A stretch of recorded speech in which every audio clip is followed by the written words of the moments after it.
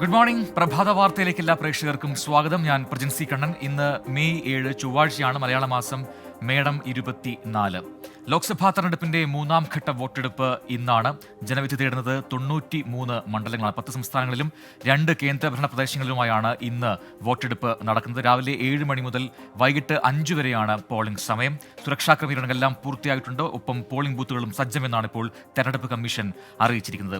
മറ്റൊരു പ്രധാനപ്പെട്ട വാർത്ത, പാലക്കാട് വീണ്ടും ട്രെയിൻ ഇടിച്ച് കാട്ടാനച്ചിരിഞ്ഞ വാർത്തയാണ്. ഇന്നലെ രാത്രി 11 മണിയോടെയാണ് സംഭവം ഉണ്ടായിരിക്കുന്നത്. എന്തായാലും ലോക്കോ പൈലറ്റിനെതിരെ കേസെടുക്കണമെന്ന ആവശ്യവുമായി ഇപ്പോൾ വനംവകുപ്പ് രംഗത്തെത്തിയിട്ടുണ്ട്. തൊടുപ്പിലുള്ള വാർത്തകളുണ്ട്.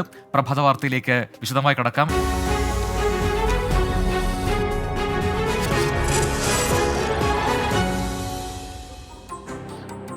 പ്രഭാത വാർത്തയിലേക്ക് വിശദമായി കടക്കുന്നു. ആദ്യം പാലക്കാട്ടേക്കാണ്. പാലക്കാട് കഞ്ചിക്കോട് ട്രെയിൻ ഇടിച്ച് വീണ്ടും കാട്ടാന ചരിഞ്ഞു. പന്നിമടയ്ക്ക് സമീപം ഇന്നലെ രാത്രി 11 മണിക്കാണ് അപകടമുണ്ടായത്. വാളയാർ കഞ്ചിക്കോട് പാതയിൽ ഒരു മാസത്തിനിടെ ഉണ്ടാകുന്ന രണ്ടാമത്തെ അപകടമാണിത്. നിഖിൽ പ്രമേഷ് നൽകും പാലക്കാട് നിന്നും കൂടുതൽ വിവരങ്ങൾ. നിഖിൽ, ഒരു മാസത്തിനിടെ ഉണ്ടാകുന്ന രണ്ടാമത്തെ അപകടം, രണ്ടാമത്തെ അപകടത്തിലാണ് ഇപ്പോൾ മറ്റൊരു കാട്ടാനയും ചരിഞ്ഞു എന്ന വാർത്ത വരുന്നത്. എന്താണ് അവിടെ സംഭവിച്ചത്? ഒപ്പം ഈ ലോക്കോ പൈലറ്റിനെതിരെ നടപടി വേണമെന്ന അല്ലെങ്കിൽ കേസെടുക്കണമെന്ന ആവശ്യം ഇപ്പോൾ വനവകുപ്പിന്റെ ഭാഗത്തുനിന്ന് ഉണ്ടായിട്ടുണ്ടല്ലോ. വിവരങ്ങൾ. പ്രജിൻ, ഇന്നലെ രാത്രി 11-നും 12-നും ഇടയ്ക്ക് ചെന്നൈ മെയിലാണ് ഈ പിടിയാന ഇടിക്കുന്ന സാഹചര്യം ഉണ്ടായത്. അതിന് പിന്നാലെ തന്നെ ഈ പിടിയാന ചെരിയുകയായിരുന്നു. നമുക്ക് ദൃശ്യങ്ങളിൽ തന്നെ കാണാൻ കഴിയും. ഇപ്പോൾ പാലക്കാട് DFO അവിടെ സംഭവ സ്ഥലത്ത് എത്തിയിട്ടുണ്ട്. നമുക്ക് അദ്ദേഹത്തോട് ഒന്ന് സംസാരിക്കാൻ സാധിക്കുമോ എന്ന് നോക്കാം. എന്തായാലും ഈ വിഷയത്തിൽ വനവകുപ്പിനെതിരെ നടപടി വേണമെന്നുള്ള തരത്തിലേക്ക്, ലോക്കോ പൈലറ്റിനെതിരെ നടപടി വേണമെന്നുള്ള തരത്തിലേക്ക് ഇപ്പോൾ വനവകുപ്പ് ആവശ്യം ഉന്നയിക്കുന്നുണ്ട്. കാരണം നിരന്തരം ഇത്തരത്തിൽ ഈ മേഖലയിൽ ഇതൊരു ആനകൾ നിരന്തരം കടന്നു പോകുന്ന ഇടമാണ്, നമുക്കറിയാം. എന്നിരിക്കെ പോലും ഒരു മാസത്തിനിടെ ഉണ്ടാകുന്ന രണ്ടാമത്തെ ഒരു ദാരുണമായിട്ടുള്ള ഒരു സംഭവമാണ്. പാലക്കാട് DFO ഇപ്പോൾ സംഭവ സ്ഥലത്ത് എത്തിച്ചേർന്നിട്ടുണ്ട്. സാർ, എന്താണ് നമ്മൾ പ്രാഥമികമായി മനസ്സിലാക്കിയിട്ടുള്ള വിവരങ്ങൾ എന്തൊക്കെയാണ്? അല്ല, ഇവിടെ ഒരു കൂട്ടം ആന ഇപ്പോ ഈ വേനൽക്കാലത്ത് ഒരു കൂട്ടം ഒരു 19 എണ്ണം തികയണ ഒരു കൂട്ടമുണ്ട്. അപ്പൊ അത് അവര് സ്ഥിരമായിട്ട് ഇങ്ങനെ ക്രോസ് ചെയ്യുന്നുണ്ട്. അപ്പൊ അതിൽ നമ്മളിപ്പോ ട്രെയിനിന്റെ സ്പീഡ് നിയന്ത്രിച്ചിട്ടാണ് നമ്മൾ ട്രെയിൻ പോകേണ്ടത്. പക്ഷെ അതില് എനിക്ക് തോന്നുന്നു നിർഭാഗ്യവശാൽ അത് വീണ്ടും അത് സംഭവിച്ചു. അതാണ് വേഗനിയന്ത്രണമുള്ള ഇതാണല്ലോ, എന്നിട്ട് പോലും അത് ശ്രദ്ധിച്ചിട്ടുണ്ടാവില്ല എന്നാണോ അങ്ങ് മനസ്സിലാക്കുന്നത്? എന്താണ് ഇപ്പോൾ അല്ല, വേഗനിയന്ത്രണമുള്ള ഒരു ഇടമായിട്ട് പോലും അത് ശ്രദ്ധിച്ചിരിക്കില്ല എന്നാണോ മനസ്സിലാക്കുന്നത് ഇപ്പോൾ? അല്ല, അത് നമുക്കത് വ്യക്തമായിട്ട് അറിയാൻ പറ്റുന്നില്ല. അത് നിയന്ത്രണം നടത്തുന്നുണ്ടാവും. പക്ഷെ ഈ പറഞ്ഞ പോലെ ആനയും ഇതൊരു കൂട്ടത്തില് ഒരു 19 ആനകളുടെ ഒരു കൂട്ടാണ്. അപ്പൊ ഇത് ഈ കുട്ടികളിനെയും മറ്റേനെയും രക്ഷിക്കാൻ വേണ്ടിയിട്ട് അതിന് കുറച്ചുകൂടി മുതിർന്ന ആനകള് അത് നമ്മൾ തിരിഞ്ഞ് പ്രതികരിക്കുന്ന ഒരു സാഹചര്യത്തിൽ തട്ടിയതാവാം. അത് നമുക്ക് വ്യക്തമായിട്ട് അറിയില്ല. ട്രെയിൻ തട്ടി കുറച്ച് കഴിഞ്ഞിട്ടാണെന്ന് തോന്നുന്നു ചെരിഞ്ഞത്. അതെ, ട്രെയിൻ ഒരു 10:30-10:45 കൂടിയാണ് തട്ടിയേക്കുന്നത്. ആന ചെരിഞ്ഞേക്കുന്നത് 2:15. ഇപ്പൊ ഉടനെ തന്നെ പോസ്റ്റ്മോർട്ടം? അതെ, ഉടനെ പോസ്റ്റ്മോർട്ടം ഉണ്ടാവും. ഇപ്പോൾ ഇവിടെ നിന്ന് അല്പസമയത്തിനകം തന്നെ ക്രെയിൻ അടക്കം ഉപയോഗപ്പെടുത്തി ഇവിടെ നിന്ന് ഈ ആനയെ മാറ്റിയ ശേഷം, അതായത് വനംവകുപ്പിന്റെ സ്ഥലത്തേക്ക് മാറ്റിയ ശേഷം അവിടെ വെച്ചായിരിക്കും പോസ്റ്റ്മോർട്ടം നടപടികൾ അടക്കം ഉണ്ടാവുക. അതിനുള്ള ക്രമീകരണങ്ങളാണ് ഏർപ്പെടുത്തിക്കൊണ്ടിരിക്കുന്നത്. ഏതാണ്ട് 20 മുതൽ 30 വയസ്സ് വരെ പ്രായത്തിനിടയിലുള്ള ഒരു പിടിയാനയാണിത് എന്നുള്ളതാണ് ഇപ്പോൾ മനസ്സിലാക്കാൻ കഴിയുന്നത്. അത് ഇവിടെയാണ് പ്രജിൻ ആ ട്രാക്ക് ഉള്ളത്. ആ ട്രാക്കിൽ നിന്ന് ട്രെയിൻ ഇടിച്ച ശേഷം അവിടെ നിന്ന് നടന്ന് ഈ കുഴിയിൽ വന്ന് ചെരിയുകയായിരുന്നു. തലയ്ക്കാണ് അടിയേറ്റിട്ടുള്ളത്. ട്രെയിനിന്റെ നേരിട്ടുള്ള ഹിറ്റ് ഏറ്റുവാങ്ങിയിട്ടുള്ളത് തലയുടെ ഭാഗത്താണ്. അതുകൊണ്ട് തന്നെ വളരെയധികം പ്രയാസപ്പെട്ടായിരിക്കും ഇവിടെ വന്ന് ചെരിഞ്ഞിരിക്കുക. എന്തായാലും അല്പസമയത്തിനകം തുടർ നടപടികൾ സ്വീകരിക്കും. ക്രെയിൻ എത്തി ഈ ആനയെ ഇവിടുന്ന് വനംവകുപ്പിന്റെ ഭൂമിയിലേക്ക് അല്പ ദൂരത്ത് തന്നെയാണ്, അവിടേക്ക് മാറ്റും. അവിടെ വെച്ചാണ് പോസ്റ്റ്മോർട്ടം നടപടികളടക്കം ഉണ്ടാവുക. ശരി, നിഖിൽ പ്രമേഷാണ് കഞ്ചിക്കോട് ട്രെയിൻ ഇടിച്ച് കാട്ടാന ചെരിഞ്ഞ സ്ഥലത്ത് നിന്നും തത്സമയ വിവരങ്ങൾ നൽകിയത്. ഇനി ലോക്സഭാ തെരഞ്ഞെടുപ്പ് വാർത്തകളിലേക്ക്. ICL FinCorp 24 ഇലക്ഷൻ സമർപ്പിക്കുന്നത് ICL FinCorp, the intelligent choice. Powered by Asset, responsibly yours. Laza Premium Gold, the universe's finest ice cream. in association with Durashine Roof and Wall Sheets. ഒരു ടാറ്റ ബ്ലൂസ്കോപ്പ് സ്റ്റീൽ ഉൽപ്പന്നം. ACCA CMA CA പഠിച്ച് ജയിക്കാനുള്ള ശരിയായ മാർഗം. എലാൻസ് 0% പണിക്കൂലി, 100% സന്തോഷം. Al Muqtadir jewellery group India UAE. MGM Group of Institutions.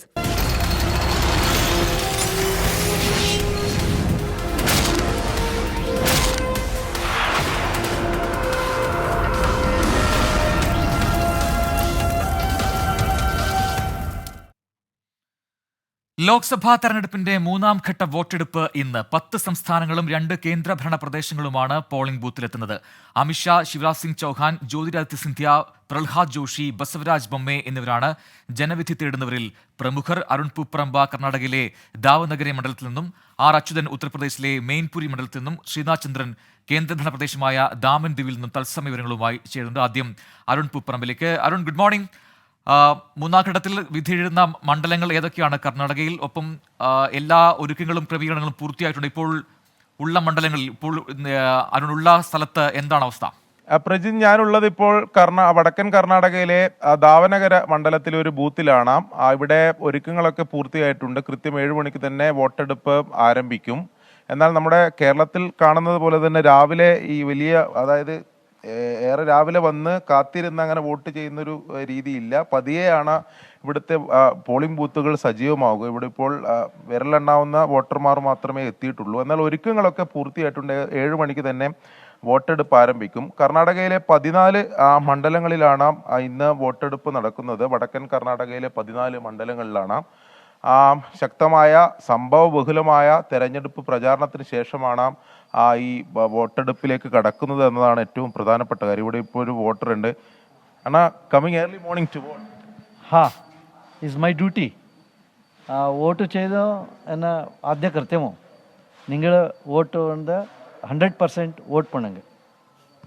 എന്തായാലും പ്രജിൻ, ബൂത്തുകൾ കർണാടകയിൽ പൊതുവെ അങ്ങനെയാണ്. ഈ ബൂത്തുകൾ രാവിലെ നമ്മുടെ കേരളത്തിലുള്ള പോലെ സജീവമാവില്ല. പതിയായിരിക്കും വോട്ടർമാർ എത്തിച്ചേരുക. അതിനുശേഷം ഒരു 9 മണിയോടെയൊക്കെ കൂടുതൽ വോട്ടർമാർ എത്തുന്ന ഒരു പ്രവണതയാണ് പൊതുവെ കർണാടകയിൽ ഉണ്ടാകാറ്. പ്രത്യേകിച്ച് ഈ വില്ലേജ് തലങ്ങളിലൊക്കെ ആ രീതിയിലാണ് ഉണ്ടാകാറ്. എന്തായാലും ഒരുക്കങ്ങളൊക്കെ പൂർത്തിയായിട്ടുണ്ട്. ഞാൻ നേരത്തെ സൂചിപ്പിച്ചതുപോലെ സംഭവബഹുലമായിട്ടുള്ള പ്രചാരണ കോലാഹലങ്ങളാണ് കർണാടകയിൽ ഉണ്ടായത്. പ്രചാരണ വിഷയങ്ങൾ, പ്രചാരണ തന്ത്രങ്ങളെല്ലാം മാറിമറിഞ്ഞ ഒരു പ്രചാരണം ആണ് കർണാടകയിൽ ഉണ്ടായതെന്നാണ് ഏറ്റവും പ്രധാനപ്പെട്ട കാര്യം. അവസാനം നമുക്കറിയാം, പ്രജ്വൽ രേവണ്ണ, HD രേവണ്ണ ഉൾപ്പെട്ട ലൈംഗിക അതിക്രമ കേസ് പോലും അവസാന ലാപ്പിൽ പ്രചരണത്തിൽ ഇടം പിടിച്ചു. അത് എങ്ങനെ പ്രതിഫലിക്കും, ഗ്രൗണ്ട് ലെവലിൽ എങ്ങനെ അത് പ്രതിഫലിക്കുമെന്ന ആശങ്ക അല്ലെങ്കിൽ പ്രതീക്ഷയൊക്കെയാണ് മുന്നണികൾ പങ്കുവെക്കുന്നത്. എന്തായാലും എല്ലാ ഒരുക്കങ്ങളും പൂർത്തിയായിട്ടുണ്ട്. 7 മണിയോടെ തന്നെ വോട്ടെടുപ്പ് ആരംഭിക്കും. എന്തായാലും ശക്തമായ മത്സരം കർണാടകയിൽ നടക്കുന്നുണ്ട്. BJPയുടെ ശക്തി കേന്ദ്രങ്ങളായ 14 മണ്ഡലങ്ങളിലാണ് വോട്ടെടുപ്പ് നടക്കുന്നതെങ്കിൽ പോലും മാറി വന്ന രാഷ്ട്രീയ സാഹചര്യത്തിൽ എന്ത് സംഭവിക്കുമെന്നതിൽ രാഷ്ട്രീയ കൗതുകം കൂടിയുണ്ട്. പ്രജിൻ, ശരി. ദാവനഗര മണ്ഡലത്തിൽ നിന്നും അരുൺ പൂപ്പറമ്പയാണ് വിശദാംശങ്ങൾ നൽകിയത്. ഇനി ഉത്തർപ്രദേശിലേക്കാണ്.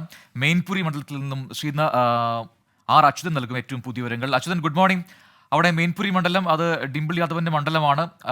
ശക്തമായ മത്സരം നടക്കുന്നൊരു മണ്ഡലം കൂടിയാണ്. എന്താണ് അവിടുത്തെ സാഹചര്യം? ഇപ്പോൾ അച്യുതനുള്ളത് ഏത് പ്രദേശത്താണ്? അവിടുത്തെ പോളിംഗ് ക്രമീകരണങ്ങൾ, ഒരുക്കങ്ങളെല്ലാം പൂർത്തിയായിട്ടുണ്ടോ? വിവരങ്ങൾ.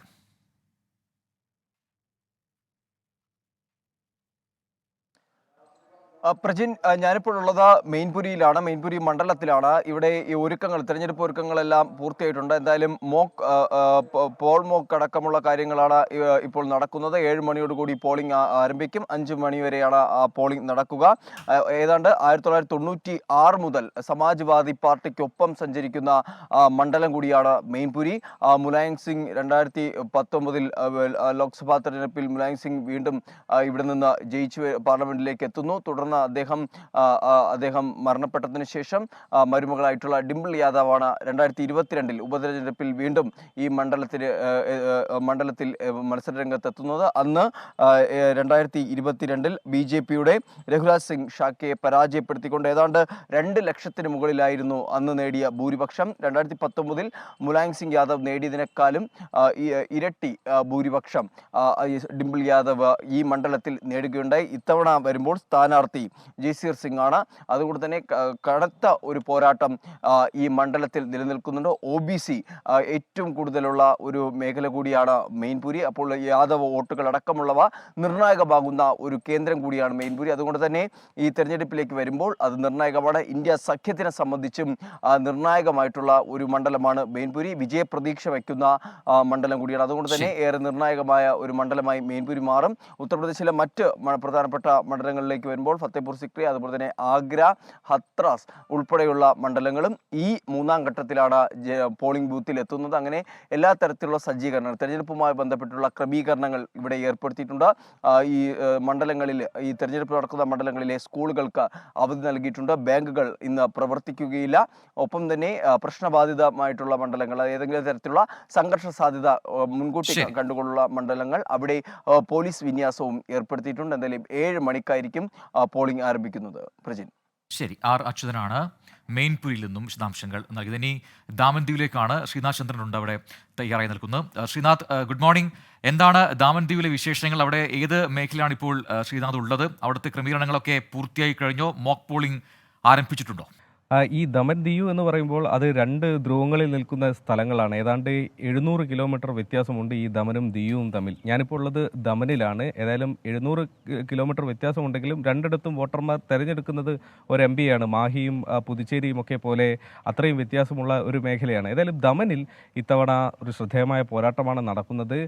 കഴിഞ്ഞ തവണ വിജയിച്ച മോഹൻ ദേൽക്കർ, അദ്ദേഹം പിന്നീട് ആത്മഹത്യ ചെയ്തു. അദ്ദേഹം സ്വതന്ത്രനായിരുന്നു മത്സരിച്ചിരുന്നത്. ഇവിടുത്തെ അഡ്മിനിസ്ട്രേറ്റർക്കെതിരെ ആരോപണങ്ങൾ ഉന്നയിച്ച് വിടവാങ്ങിയ വ്യക്തി. അദ്ദേഹത്തിൻ്റെ ഭാര്യയാണ് ഇത്തവണ മത്സരിക്കുന്നത്. പക്ഷേ അവർ മത്സരിക്കുന്നത് BJP ടിക്കറ്റിലാണ് എന്നൊരു വ്യത്യാസം, ഒരു വൈരുദ്ധ്യം അതിലുണ്ട്. ഏതായാലും അവർ വലിയ വിജയ പ്രതീക്ഷയിലാണ്. അവരുടെ ഒരു സ്വതന്ത്ര എന്നുള്ള നിലയ്ക്ക് പോലും അവർക്ക് വലിയ സ്വാധീനമുള്ള ഒരു മേഖലയാണ്. അതുകൊണ്ട് ഇത്തവണയും അവർ വിജയ പ്രതീക്ഷ വയ്ക്കുന്നു.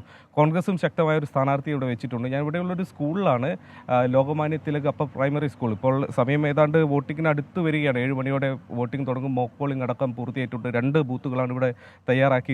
പക്ഷേ ഈ സമയം വരെയും വലിയ വോട്ടർമാരുടെ തിരക്കോ ആരെയും തന്നെ കാണാൻ കഴിഞ്ഞില്ല. വന്നത് കുറച്ച് മലയാളികൾ മാത്രമാണ്. കാരണം ഇവിടെ വലിയ മലയാളി സാന്നിധ്യമുള്ള ഒരു മേഖല കൂടിയാണ്. കുറച്ച് മലയാളി വോട്ടർമാരുണ്ട് അല്ലേ? ആദ്യത്തെ മുന്നിൽ നിൽക്കുന്ന മലയാളികളാണ്. അതെ ഞങ്ങൾ വോട്ട് ചെയ്യാൻ വേണ്ടി വന്നിരിക്കുകയാണ്. എൻ്റെ പേര് രവിശങ്കർ. ഇവിടെ 10-30 കൊല്ലമായിട്ട് ദമനിൽ തന്നെ ഉണ്ട്. ആദ്യം തന്നെ വരും അല്ലേ? വോട്ട് ചെയ്യാൻ ആദ്യം തന്നെ വരും. ആളുകളെക്കാൾ മുന്നേ എത്തി. ഏതായാലും അതാണ് വോട്ടിങ്ങിന് കേരളത്തിൽ വലിയ പെർസെൻറ്റേജ് കാണാറുണ്ട്. കേരളത്തെ പോലെ തന്നെ വലിയ ശതമാനം വോട്ടർമാർ എത്തുന്ന മണ്ഡലമാണ് ദമൻ. ഏതാണ്ട് 75-80% അടുത്ത് വോട്ടർമാർ വോട്ട് ചെയ്യാറുണ്ട്. അങ്ങനെ സമാനമായ തരത്തിലുള്ളൊരു ടെറൈനാണ് ഇവിടെ. വോട്ടർമാരിൽ പ്രധാനമായും മലയാളികളെയാണ് രാവിലെ ആദ്യ ക്യൂവിൽ കാണാൻ കഴിയുന്നത്. ശരി, ദമനിൽ നിന്നാണ് ഇപ്പോൾ ശ്രീനാഥ് ചന്ദ്രൻ ഏറ്റവും പുതിയ വിവരങ്ങളുമായി ചേർന്നത്. രാജ്യം ഉറ്റുനോക്കുന്ന തെരഞ്ഞെടുപ്പാണ് വടക്കുകിഴക്കൻ ഡൽഹി മണ്ഡലത്തിലേത്. കോൺഗ്രസിന്റെ യുവ നേതാവ് കനയ്യകുമാറും BJPയുടെ സിറ്റിംഗ് MP മനോജ് തിവാരിയും തമ്മിലാണ് മത്സരം. ഇന്ത്യ സഖ്യത്തിന്റെ കെട്ടുറപ്പ് മണ്ഡലത്തിൽ പ്രകടമാണ്. കമ്മ്യൂണിസം വിട്ട് കോൺഗ്രസിലെത്തിയ കനയ്യയുടെ പ്രചാരണത്തിനായി ചെങ്കൊടികളും കാണാനാകും. വടക്ക് കിഴക്കൻ ഡൽഹിയിൽ കനയ്യകുമാറിൻ്റെ പ്രചാരണ പരിപാടിയിലാണ്. ഇവിടെ വലിയ ആവേശത്തിലാണ് കോൺഗ്രസിൻ്റെയും ആം ആദ്മി പാർട്ടിയുടെയും മറ്റ് ഇന്ത്യ സഖ്യത്തിലെ മറ്റ് സഖ്യകക്ഷികളുടെയും പ്രവർത്തകർ, മലയാളികൾ ഉൾപ്പെടെ ഇദ്ദേഹത്തിന് കനയ്യകുമാറിൻ്റെ പ്രചാരണത്തിനായി എത്തിയിരിക്കുന്നു. എന്താ പേര്? ഡോക്ടർ സുഫാന. കനയ്യകുമാറിന്റെ പ്രചരണത്തിന് വേണ്ടി എത്തിയതാണ്. അതെ, കനയ്യകുമാറിന്റെ പ്രചരണത്തിന് വേണ്ടിയിട്ടാണ് ഇവിടെ ഞാൻ തടിച്ചുകൂടി. ഇന്നലെ കണ്ടപ്പോഴാണ് അറിഞ്ഞത് ഇവിടെ ഇന്ന് നോമിനേഷൻ കൊടുക്കാൻ വേണ്ടി വരുന്നതാണെന്ന്. അപ്പോൾ ഇവിടെ ഞങ്ങൾ അതിനു വേണ്ടിയിട്ട് വന്നതാണ്. കനയ്യകുമാറിന് കോൺഗ്രസ്സുകാരിയാണോ അതോ ആം ആദ്മി പാർട്ടിയാണോ? അല്ല, കോൺഗ്രസ്സുകാരിയല്ല. പക്ഷേ കോൺഗ്രസ് സപ്പോർട്ട് ചെയ്യുന്ന സജീവ രാഷ്ട്രീയ പ്രവർത്തകയല്ല. പക്ഷേ ഇവിടെ ഞാൻ കനയ്യകുമാറിനെയാണ് സപ്പോർട്ട് ചെയ്യുന്നത്. ഭയങ്കര ആവേശം എന്ന് പറഞ്ഞാൽ ഈ പ്രാവശ്യം 2004 ഇന്ത്യ തിളങ്ങുന്നു എന്ന് പറയുന്ന മുദ്രാവാക്യവുമായി വാജ്പേയി സർക്കാർ ഇലക്ഷൻ നേരിട്ടു.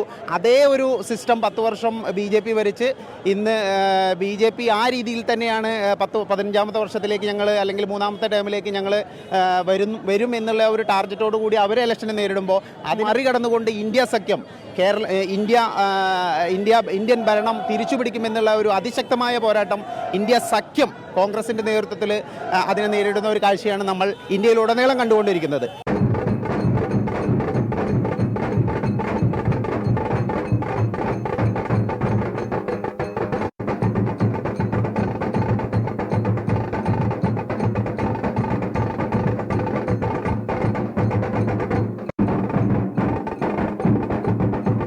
CPI വിട്ട് വലിയ കപ്പലിലേക്ക് ചേക്കേറുന്നുവെന്ന് പറഞ്ഞ് കോൺഗ്രസിലെത്തിയ കനയ്യയുടെ പ്രചാരണത്തിന് ചെങ്കൊടികളുമായി CPIM പ്രവർത്തകരുമുണ്ട്.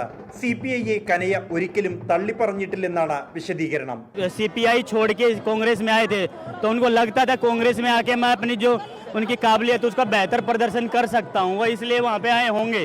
ठीक है, बाकी मैं नहीं जानता उनके मन में क्या था कि किस लिए वो आए हैं। मुझे तो लगता है उनको लगता था कि कांग्रेस में जाके वो बेहतर प्रदर्शन कर सकते हैं, इसलिए वो आए। लेकिन कन्हैया ने आज तक सीपीआई के खिलाफ कुछ नहीं बोला है, बीजेपी के खिलाफ ही बोला है। असली लड़ाई बीजेपी से है, जो देश को बांटने की राजनीति करते हैं, हिंदू मुस्लिम की राजनीति करते हैं और मुद्दों को लेकर तो कुछ करते ही नहीं है। വലിയ ആവേശത്തിലാണ് കോൺഗ്രസ് പ്രവർത്തകരും CPIM പ്രവർത്തകരും ആം ആദ്മി പാർട്ടി പ്രവർത്തകരും തോൾ ചേർന്ന് കൊടികൾ ചേർത്ത് പിടിച്ചാണ് കനയ്യകുമാറിന് വേണ്ടിയും ഡൽഹിയിലെ മറ്റു മണ്ഡലങ്ങളിലും പ്രചാരണം നടത്തുന്നത്. മോഹൻകുമാറിനൊപ്പം ബൽറാം നെടുങ്ങാടി, 24 ഡൽഹി. ലോക്സഭാ തെരഞ്ഞെടുപ്പിന് ശേഷമുള്ള BJP നേതൃയോഗം ഇന്ന് തിരുവനന്തപുരത്ത് ചേരും. രാവിലെ 10 മണിക്കാണ് യോഗം ചേരുക. സംസ്ഥാന ഭാരവാഹികളും പാർലമെന്റ് മണ്ഡലങ്ങളുടെ ചുമതലയുണ്ടായിരുന്ന നേതാക്കളും പങ്കെടുക്കും. സംസ്ഥാന അധ്യക്ഷൻ K. സുരേന്ദ്രന്റെ അധ്യക്ഷതയിലാണ് യോഗം ചേരുന്നത്. BJPക്ക് 20% വോട്ട് ലഭിക്കുമെന്നാണ് നേതൃത്വത്തിന്റെ കണക്കുകൂട്ടൽ. 4 മണ്ഡലങ്ങളിൽ വിജയ സാധ്യതയുണ്ടെന്നും വിലയിരുത്തുന്നു. കേരളത്തിന്റെ ചുമതലയുള്ള പ്രഭാരി പ്രകാശ് ജാവ്ദേക്കർ യോഗത്തിൽ പങ്കെടുക്കും. EP ജയരാജനുമായുള്ള കൂടിക്കാഴ്ച സംബന്ധിച്ച് ശോഭാ സുരേന്ദ്രൻ നടത്തിയ വെളിപ്പെടുത്തലുകളിൽ ജാവ്ദേക്കർക്ക് അതൃപ്തി ഉണ്ടായി എന്ന വിവരങ്ങൾ നേരത്തെ പുറത്തുവന്നിരുന്നു. യോഗത്തിൽ ശോഭയ്ക്കെതിരെ വിമർശനം ഉയർന്നേക്കും. KSRTC ബസ് തടഞ്ഞ സംഭവത്തിൽ തിരുവനന്തപുരം മേയർ ആര്യ രാജേന്ദ്രനും ഭർത്താവ് KM സച്ചിൻദേവ് MLAക്കുമെതിരെ ജാമ്യമില്ലാ വകുപ്പ് പ്രകാരം കേസെടുത്തു. KSRTC ഡ്രൈവർ HL യദുവിന്റെ ഹർജിയിൽ കേസെടുക്കാൻ കോടതി നിർദ്ദേശം നൽകിയതിന് പിന്നാലെയാണ് നടപടി. ഹരികൃഷ്ണൻ നൽകും കൂടുതൽ വിവരങ്ങൾ തിരുവനന്തപുരത്തും. ഹരി, ഈ കേസുമായി ബന്ധപ്പെട്ടുള്ള അടുത്ത നടപടിക്രമങ്ങൾ എന്തൊക്കെയാണ്? ഈ FIRൽ പറയുന്ന പ്രധാനപ്പെട്ട കാര്യങ്ങൾ എന്ത്? അത്തരം വിശദാംശങ്ങൾ നമുക്ക് ലഭിച്ചിട്ടുണ്ടോ?